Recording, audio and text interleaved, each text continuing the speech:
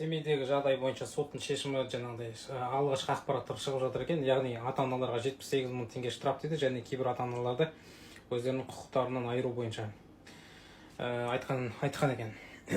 Ал балалардың өздерін арнайы мектептерге жібереміз дейді. Яғни психикасын барлығын қадағалайтын. Ол аз, ол дұрыс емес. 78 мың теңге ата-анаға. Енді менің ойымша бұл штраф мазақ. Және ол жерде ата-ана емес, анау балаларды қатаң жазалау керек. Оларды детский колонияға тығу керек, түрмеге шіріту керек, сол жерде ауыр жұмыстарға салу керек. Өзге ұлттың өкілдері қазақтың жаңағыдай қазақ баласын ұрып соғуға ешқандай хақысы жоқ. Қазақ тектілік, текті элиталық халық. Қазақ өз жерінде өмір сүріп жатыр, өз елінде өмір сүріп жатыр. Бұндай ұлтаралық қорлыққа біз жол бермеу керекпіз. Өз тілімізде сөйлеу керекпіз, және де қатаң түрде талап ету керекпіз. Сот талсын, детский колонияға кетсін. Бар айтарым осы, әділдік орнасын. Мынандай нәрсе жалғаспас үшін бізге қатаң тәртіп керек, және оны талап ету керекпіз. Здравствуйте, дорогие подписчики, с вами я, Жанар Сердалина. В своих вопросах вы часто просите рассказать какие-либо подробности после того, как вся страна увидела просто ужасное видео из города Семей. Итак, как утверждают очевидцы, а мы в частности опираемся на информацию от очевидцев, информация эта требует еще официального подтверждения, и к тому же вы должны понимать, друзья, что речь идет о детях и прежде всего о пострадавшем мальчике. Итак, как утверждают очевидцы, что мальчик был знаком со своими обидчиками. Также очевидцы утверждают, что мальчик ничего не рассказал члену своей семьи о том, что он пережил.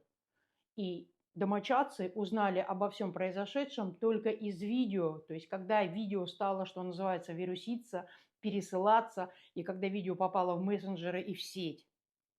У мальчика есть семья, у него есть старшие и младшие сестры, у него есть бабушка, у него есть отец. Рекомендации комиссии по делам несовершеннолетних стали полной неожиданностью и для детей, которые устроили травлю и издевательства, и для их родителей и официальных представителей.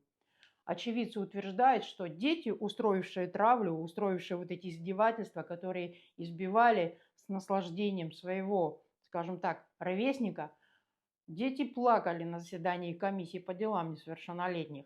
Кроме того, в шоке были и сами взрослые от решений, от рекомендаций комиссии лишить их родительских прав и прекратить опекунство.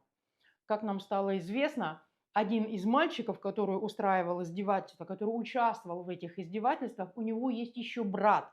Так вот, если суд поддержит предложение комиссии по делам несовершеннолетних о прекращении опеки, то этот мальчик вместе со своим братом может отправиться в детский дом.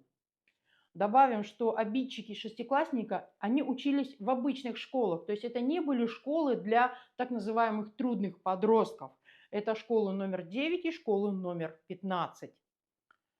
Сейчас к шестикласснику приковано всеобщее внимание, и всевозможные уполномоченные представители стараются оказать ему максимальное внимание, взять под свое крыло. Самое главное, мы, конечно же, желаем, чтобы этот мальчик, он поскорее восстановился, чтобы он забыл все эти кошмары. И самое главное, чтобы он снова начал улыбаться. Дорогие мои подписчики, уважаемые взрослые, у меня будет к вам просьба. Как бы вам не было тяжело на работе, как бы вам не было тяжело в вашей личной или семейной жизни, пожалуйста, не игнорируйте ваших детей.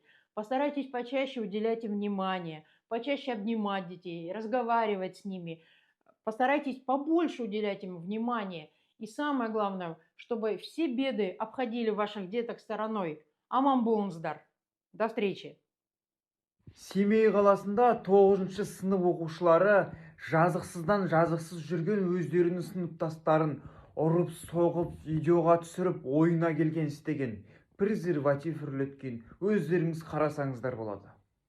Мына видеода қарап тұрсаңыздар, кәдімгідей кішкентай балалардың тірлігі емес, үлкен жастағы балалардың издевательствосы сияқты. Балалардың қолында темекі, ананы ұрып, жығып, мынаны үрлеме деп психически травма қалдырған.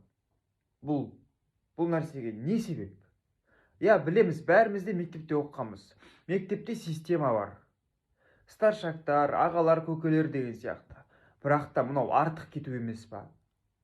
Кәдімгі видеоға түсіріп барша Қазақстанға жария салу.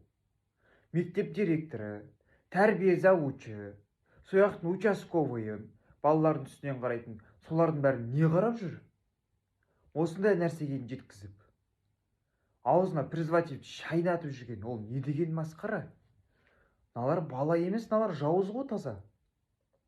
Бұлар жай ғана оқушылар. Бұларға ештеңке болмайды. Ертең ата-аналар кешірім сұрайды. Ана баланың анасы кешіре салады, сонымен барлығы бітеді. Бірақ та ана баланың миында өмір бақи ұят, барша Қазақстан көрген, барша Қазақстанның көзінше презерватив үрлеген бала моральный, психический ущерб қалады басында. Бұған кім жауап береді?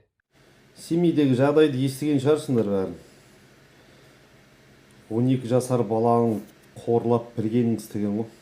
Ұрған, тепкілеген, үрлеткен. Видеоға түсіріп алып әйтеуір. Қазір бәрі мобилограф әйтеуір. Сондай балаларды бір үйде бір ата-ана тәрбиелеп отыр ғой. Жауыздар қайда пайдан болады десең осындай екен ғой. Адамдар кейде хайуаннан жаман болып кетеді деген рас екен негізі. По данному факту возбуждено уголовное дело. Все участники конфликта установлены, доставлены в отдел полиции вместе с родителями. Подростки будут поставлены на учет в отдел полиции. Их поведение рассмотрит областная комиссия по защите прав несовершеннолетних. Родители будут привлечены к строгой ответственности за ненадлежащее исполнение обязанностей по воспитанию своих детей. В отношении администрации учебного заведения будет внесено представление об устранении причин и условий, способствующих совершению инцидента. Ход разбирательства находится на особом контроле руководства Департамента полиции области Абай. Қайырлы түн достар, сіздерге осындай уақытта осындай хабармен шығамын деп ойлаған жоқпын. Семей қаласындағы соңғы жаңалықты естідіңіздер ме? Иә, 6-шы сынып оқушысын, 7-ші сынып оқушылары бір топ бала. Не істеген айтайын ба? Ұрған, соққан, темекі шектерген, мүшек қапты, аузына салған, зорлатқан. В общем, ойларына келген әрекеттерін жасаған. Ойлаңыздар, бар болғаны 12 жастағы балаға. Ол қандай бала? Есімі Алинұр, қазақтың қарапайым баласы. Мамасы қайтыс болған. Апасының тәлім тәрбиесінде қазіргі сәтте ешқандай резонанс, ешқандай мәселе көтеріліп жатқан жоқ. Бала бар болғаны психология консультация алған. Өтініш достар, менің осы видеомды продвигать етіп, рекқа шығарып жіберіңіздер. Давайте сол отбасыға көмектесіп жіберейік, иә. Резонанс көтеріп, мүмкін қазір бір адвокат табылып қалар, себебі өйткені отбасы шынымен де өте қиын жағдайда. Барлық фото, видеоларды салуға дайынмын.